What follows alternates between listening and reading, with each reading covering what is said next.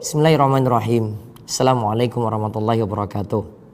Alhamdulillah, wassalatu wassalamu ala rasulillah wa ala alihi wa sahbihi wasallam. Hari ini hari berbahagia Mbak Nadia Aulia Salsabila, putri Ustadz Abdul Salam Bushro, Abdul Manan LC dan Ibu Fatma Kumala Dewi Essos juga telah melakukan akad nikah dengan Mas Arfan Ar-Raihan Nur LC, putra Bapak Haji Winar Agung Pribadi SIP MA dan Ibu Haja Arifah Nur Arumdati. Kami doakan barakallahu laka wa baraka alaika wa jama'a bainakuma fi khair. Semoga Allah memberikan keberkahan ketika mendapati kesenangan maupun ketika menghadapi susah nantinya. Karena lika-liku dalam rumah tangga itu ada senang ada susah, dan semoga dikumpulkan dalam keadaan baik. Ada nasihat dari Syekhul Islam Ibnu Taimiyah di dalam kitab beliau Qaidatun fi Sabri. Kaidah untuk memahami sabar. Ibnu Taimiyah bagi sabar itu menjadi 4 macam. Ada sabar dalam ketaatan sampai ketaatan itu dilakukan.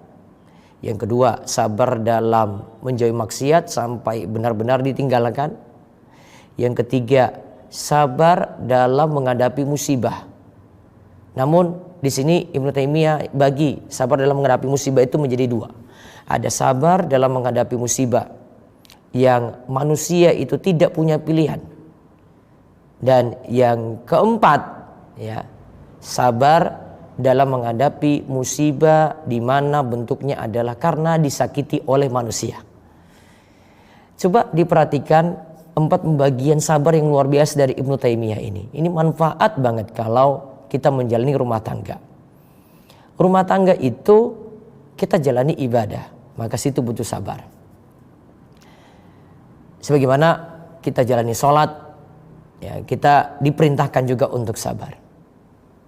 Menjalani rumah tangga, sabarnya harus diperbesar lagi. Karena ini ibadah yang luar biasa. Karena Nabi SAW juga katakan bahwasanya dengan menikah itu akmalan nisfat din. Menyempurnakan separuh agama.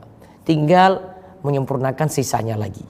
Kata Imam Al-Ghazali, dia telah menyempurnakan dari sisi kemaluan.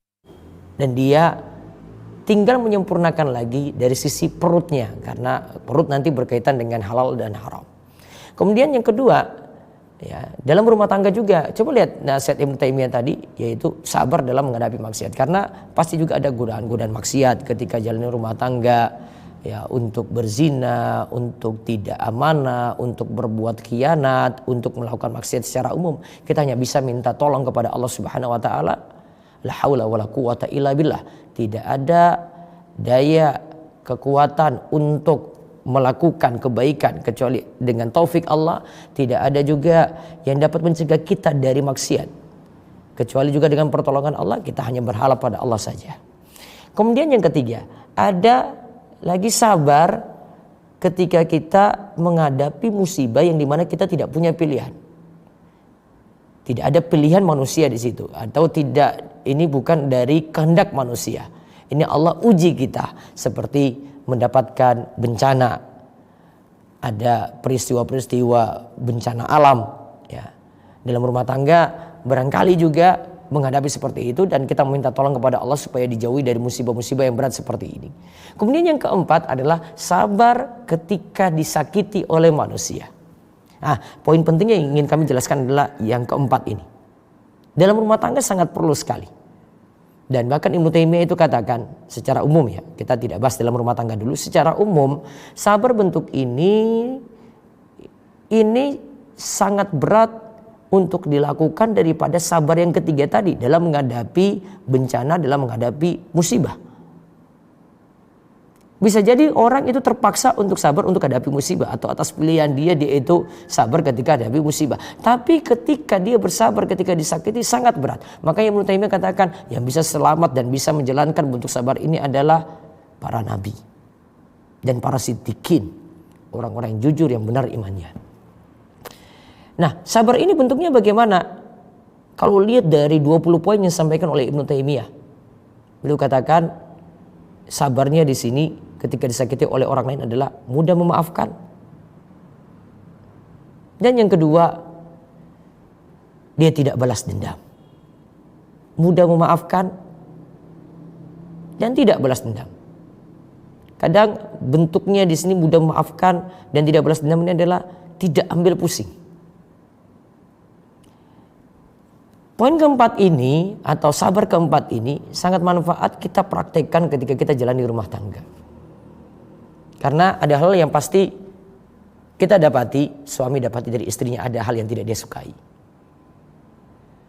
Ada dari istri juga dapati pada suaminya hal yang tidak disukai. Ini butuh perbesar sabar. Suami istri itu akan menghadapi watak yang mungkin tidak dia temui sebelumnya. Karena dia tidak lewat pengenalan yang begitu lama, beda dengan kakak adik ya. Beda antara orang tua dengan anak itu. Itu pengenalan yang lama namanya. Jadi tahu karakter kakaknya gimana, adiknya gimana, orang tua seperti apa, orang tua tahu anaknya itu seperti apa. Kalau suami istri butuh penyesuaian lagi. Sehingga dia perlu perbesar ya sabarnya di sini ya. Dia harus jalani apa tadi? Dua sifat ya, memaafkan, jangan sampai balas dendam. Makanya kiat dalam rumah tangga yang terus kami sarankan kepada siapa saja yang saat ini menikah, berbahagia, ingat SMM saja, sabar, memaafkan, mengalah. Ini insya Allah jadi kiat sukses dalam rumah tangga. Sabar, memaafkan, mengalah. Coba diingat-ingat tiga ini terus. Nanti ketika dapati problem, sabar, memaafkan, mengalah. Dan semoga kita bisa jalani ini dengan baik, dengan benar. Surga menanti. Karena Allah katakan, innama yuwaffas sabiruna ajrohum bighairi hisab. Orang yang sabar, pahalanya itu tanpa batas. Ulama pakar tafsir katakan, pahala tanpa batas ini adalah tak terhitung, tak terhingga. Ada juga yang mengatakan, tanpa batas ini maksudnya adalah dibalas surga. Semoga Allah berikan taufik dan hidayah bagi Mbak Nadia dan juga Mas Arfan yang berbahagia. Kami doakan semoga jadi keluarga sakinah, mawaddah warahmah, dan bekal sabar ini sangat penting sekali untuk menjalani rumah tangga. Bekal sabar itu sangat penting sekali untuk menjalani rumah tangga. Allahu yubarik fik.